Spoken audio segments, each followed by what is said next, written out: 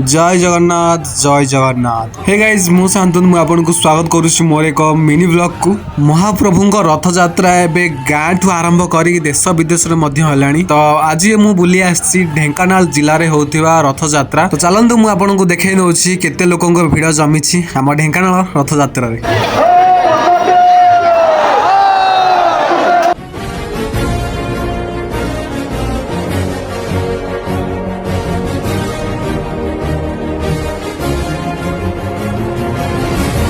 आम ढेंकानाल दुईटी रथ होउछि। अबिका जो रथटी आप देखिए सेटा होछि माँ सुभद्रा रथ पछर रही जाइछि आउ एई मझिरे अछि डीजे। तो एठी बहुत सारा लोक नाचुछंती आ छोट छुआटू आरंभ करी बहुत सारा लोक मध्य एठी अछंती नाचुछंती।